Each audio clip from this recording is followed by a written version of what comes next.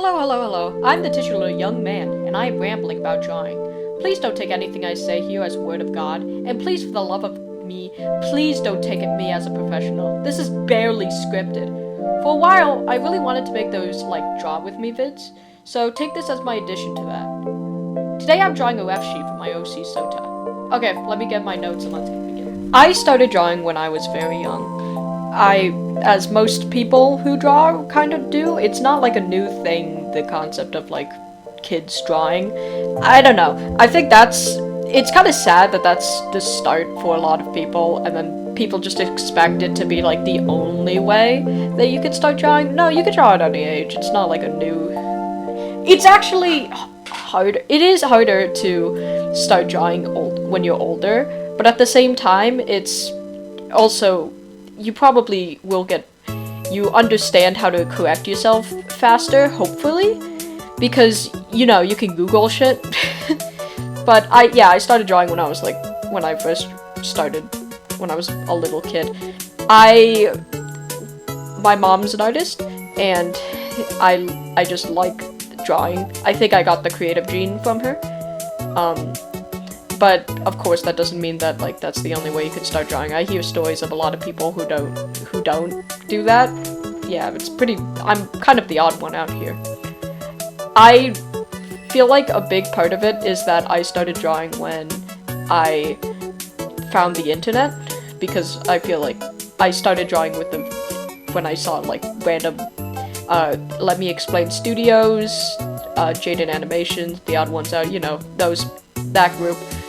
I loved them so much. I thought that I could never do animation, and I still don't really do animation that much, but the fact that I kind of could start, the idea of that there's actual people out there that could was fascinating for me, because I didn't watch a lot of the movies because I didn't have the streaming services, but I still found YouTube videos, and I'm holy crap, these are so cool. These are people make these? That's awesome. And I still think that's awesome. I think that I love the boom of indie animation. I tried to copy them and make fan art for them. I didn't animate because I didn't know what they were using. I opened Flipperclip and it was I have no clue what I'm doing.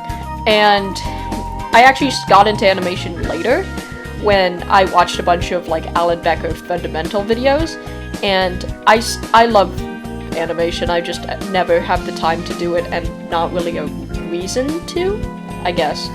But yeah, I also loved people like Animations and that group. A lot of the ones that I watched were actually started when they were kids, which is very interesting to me. Brody Animates, and now he's in college and shit like that, which is insane that I've been watching him for that long. Jesus Christ, he's an adult now. Anyways, I've always compared myself, which I feel a lot of artists do a lot. It's not a new thing, but the fact is that even when I was little, I still compared myself, which I feel you also probably do that a lot.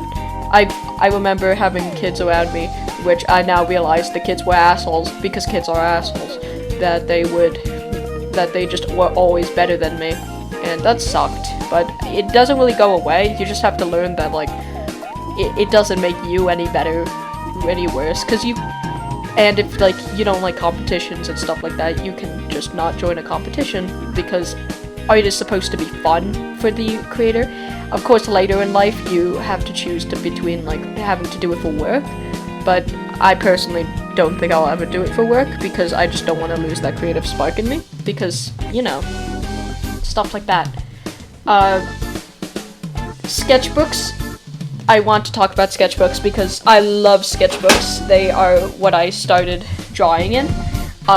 You could see all the way back, I would have drawings of people around me, objects around me. Of course they were shit, I have no clue what they were about. But I feel if I started again, I would definitely, or if I was my parents and I was talking to my younger self or something, don't ask how that works, I would definitely try to date my art, at least a little bit, because I love looking back at my old sketchbook, seeing how far you've come.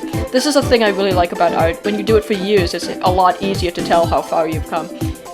this is the true with a lot of creative stuff. I feel like a lot of the time we don't see how far we've come, but at the same time, you have changed. You have gotten a lot better, even if you haven't noticed it. And with creative, and like especially with digital art, and the more you train your eye, it also means that you could be like, holy shit, Jesus Christ, I can actually draw things now. This is insane. The anatomy's okay. So I really started getting into like art in 7th grade when I was like, oh crap, I'm not as good as my friends. I need to start drawing. And that's when OCs and shit started going on. Or like they didn't start, but that's when I learned about them. I love OCs. I think they're awesome. I will talk about them more, but yeah. OCs. References, I used a lot of references. Pinterest is also my go. And fan art, a lot of fan art for people, and submitting fan art and just drawing other things and like reference based off of them really got me into like making, because making OCs are hard, and especially don't know where to start and where to start writing. Making just fan art and just like turning your brain off a little bit and just drawing other people's characters and being like, oh, I want this image to exist of this character that already exists, I need to do it. And then also a lot of the time, the way I make OCs is that I take a piece of fiction that I don't think is the best, or like a piece of thing where I think I could do better, and then over the time I'm like, I put in themes and aspects that just weren't there in the original until it's like, oh crap, at this point it's just their own OC, and then I get really obsessed with them. That's what I did with Bungo Stray Dogs a lot. A lot of my OCs are just Bungo Stray Dogs AUs, because I think that it's written horribly, and I could go on a whole tangent about that. I feel like if I could start again, I would at least try to work on my fundamentals more. This is more of a thing if I was older. Of course, I think kids don't have to worry, especially if you just draw for fun, but at the same time, if you really want to improve like in understanding what you're doing faster, I would at least try to start with fundamentals first. So that's like anatomy, shapes, like everything is a fucking cube nowadays. I mean, nowadays as in always, everything is a cube. Perspective, stuff like that, but that's boring and stupid, so you don't have to do that, but I would personally work on that more. Studies and try to focus and work on my eye more, which is like understanding like, oh, that's a shape, this is what it looks like, and I can like put that onto paper. And I would try my best to work the most on is just less compare myself. Other people will be worse, but other people will be better. Other people will start earlier than me, and other people will devote their lives to this thing. And that's really cool for them, and you should learn from them and work with them instead of trying to compare yourself and think that you're worse than them. So that's pretty cool. Not comparing yourself. Anyways, la, I'm done. I don't know how to end these. Bye bye!